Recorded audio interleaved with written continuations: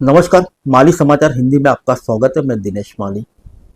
क्या सिर्फ ऐलान करने से मिल सकती है स्वतंत्रता? अलग देश बनने के क्या है तरीके? बलूचिस्तान को लेकर पूरा विवाद क्या है? आज़ादी के बाद बलूचिस्तान आखिर पाकिस्तान के साथ कैसे चला गया? अब बलूचिस्तान की तरफ से स्वतंत्रता के अलावा क्या क्या ऐलान किए गए हैं और आधुनिक समय में किस देश की आज़ादी के क्या मानक हैं? क्या बलूचिस्तान के लिए यह संभव है? आइए जानते हैं विस्तार से। पाकिस्तान में इस वक्त उथल पुथल मची हुई है।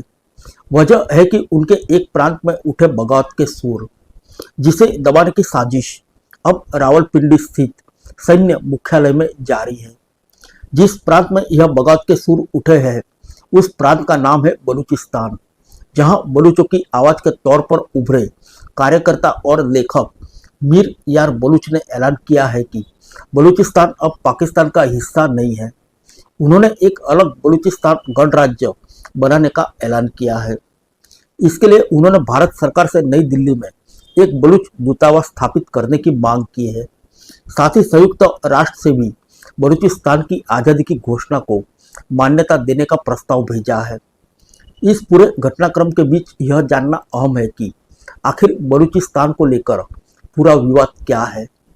आज़ादी के बाद बलूचिस्तान आखिर पाकिस्तान के साथ कैसे चला गया?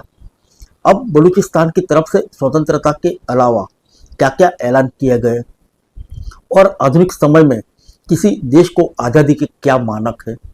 क्या बलूचिस्तान के लिए यह संभव है? आइए जानते हैं। सबसे पहले जानते हैं कि आखिर दुनिया के नक्शे पर कैसी है बलूचिस्तान की स्थिति।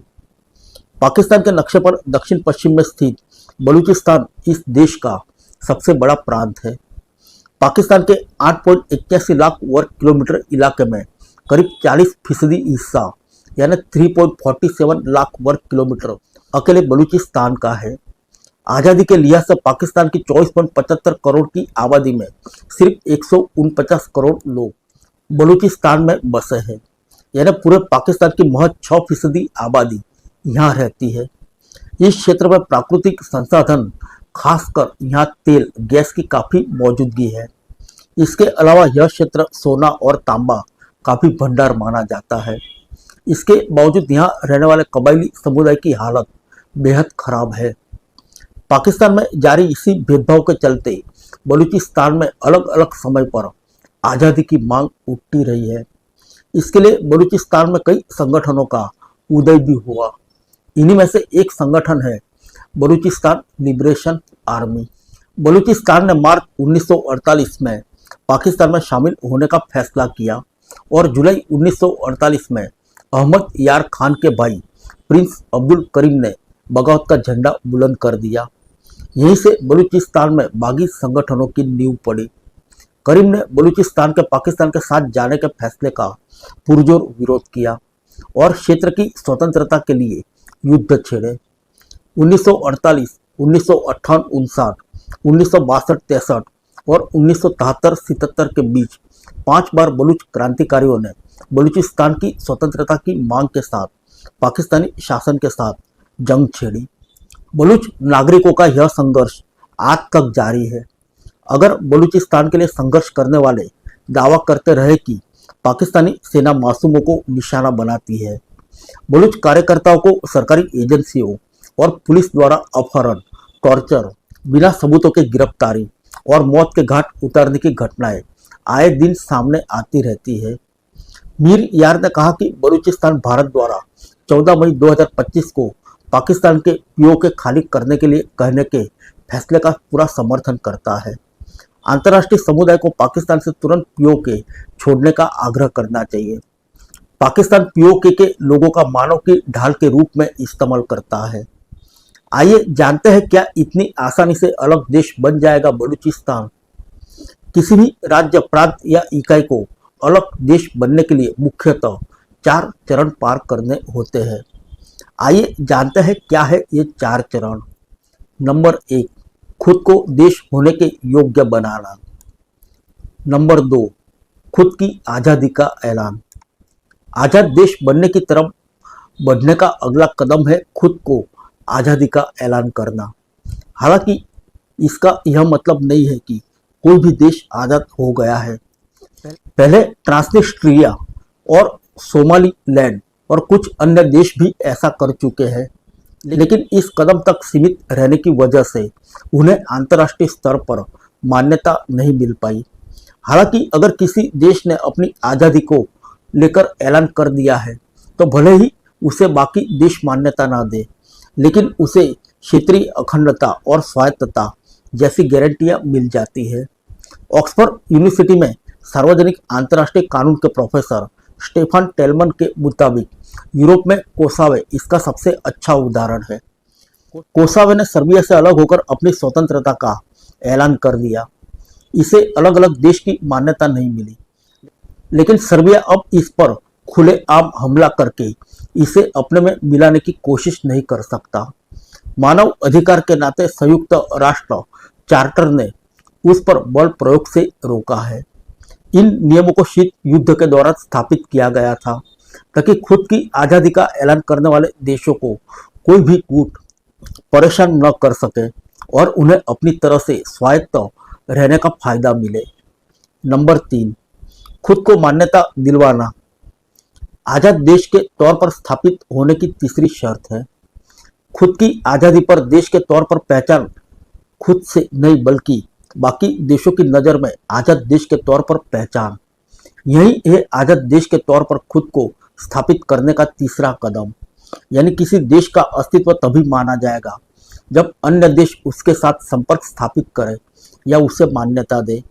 इस मान्यता से ही किसी अलग इकाई को देश के तौर पर पहचान मिलती है। इससे पहले भी एक उदाहरण से समझते हैं। मसलन न्यूजीलैंड एक द्वीप समूह में होने के बावजूद एक देश है, क्योंकि अलग अलग देशों ने इसे देश के तौर पर मान्यता दी है। वहीं नेगर्नो काराबाख का क्षेत्र स्वायत्तता घोषित करने के बावजूद अजरबैजान और आर्मेनिया के बीच जंग का केंद्र बना रहता है। इसे अंतर्राष्ट्रीय समुदाय में अलग अलग देश की मान्यता नहीं मिली और यह लगातार अजरबैजान के कब्जे में बना हुआ है। हालांकि बाकी देशों से मान्यता हासिल करना आसान काम नहीं है। यह अंतर्राष्ट्रीय कानूनों से लेकर अंतर्राष्ट्रीय राजनीति पर निर्भर करता है। प्रोफेसर टेलमन के मुताबिक किसी भी देश को मान्यता देना अलग अलग देशों के हितों पर निर्भर करता है। जैसे अमेरिका में इस तरह का फैसला सिर्फ राष्ट्रपति अपने पैमाने पर राष्ट्रीय हितों के तौर पर ले सकते हैं, लेकिन बाकी देश इस फैसले का साथ दे यह जरूरी नहीं। इसमें एक और उदाहरण ले सकते हैं। यह उदाहरण है उत्तर और दक्षिण वियतनाम, जहां शीत युद्ध के दौरान अलग अलग देशों का वर्चस्व रहा। इस तरह उत्तर कोरिया और दक्षिण कोरिया और उत्तर और पश्चिम जर्मनी भी अमेरिका और सोवियत संघ के प्रभाव में रहे। हालांकि जहां उत्तर और दक्षिण कोरिया को अलग अलग देशों के तौर पर मान्यता मिली, वहीं वियतनाम और जर्मनी के हिस्से अलग अलग पहचान स्थापित नहीं कर पाए और बाद में एक ही देश के तौर पर जाने गए। कुछ यही उदाहरण फलिस्तान, ताइवान, उत्तरी साइप्रस के लिए भी सामने आते हैं। नंबर 4, संयुक्त राष्ट्र से खुद को मान्यता दिलवाना। किसी भी देश को मान्यता दिए जाने का आखिरी पड़ाव है संयुक्त राष्ट्र से पहचान मिलना। यह अंतिम चरण है और अगर किसी देश को संयुक्त राष्ट्र से अलग पहचान मिली तो वह खुद को पूरी तरह से आज़ाद मानता है। प्रोफेसर टेलमन के मुताबिक यह एक मुहर है कि अब आप अंतर्राष्ट्रीय समुदाय का पूरी तरह से हिस्सा है। संयुक्त राष्ट्र की सदस्यता लेने की प्रक्रिया भी काफ़ी आसान है। इसके लिए सिर्फ यूएन महासचिव को चिट्ठी लिखनी होती है और खुद को देश के तौर पर पहचान देने की मांग की जाती है। हालांकि असल कठिनाई इसके बाद शुरू होती है। दरअसल संयुक्त राष्ट्र की मान्यता के लिए आवेदन सुरक्षा परिषद के पास भेजा जाता है। यह परिषद विचार करने के बाद आवेदक देश की एप्लीकेशन को संयुक्त राष्ट्र महासभा के पास भेजता है। अगर यूएनजीए के सदस्य 2/3 बहुमत से यह मंजूरी देते हैं कि खुद को स्वतंत्र घोषित करने वाली इकाई शांतिपूर्ण है और यूएन चार्टर के तहत अपनी जिम्मेदारियां निभा सकती है, तो उसे एक अलग देश के तौर पर मान्यता मिल जाती है। हालांकि यूएन की मान्यता के लिए किसी भी स्वतंत्र इकाई को तीसरा चरण अच्छे ढंग से पूरा करना होता है। यानी उससे पहले ये कुछ देश की तरफ से अलग अलग मान्यता मिल चुकी हो ताकि वे यूएन में भी उसका साथ दे। अब बात करते हैं बलूचिस्तान की, जिसने खुद को स्वतंत्र घोषित कर यूएन से वित्तीय मदद मांगी है।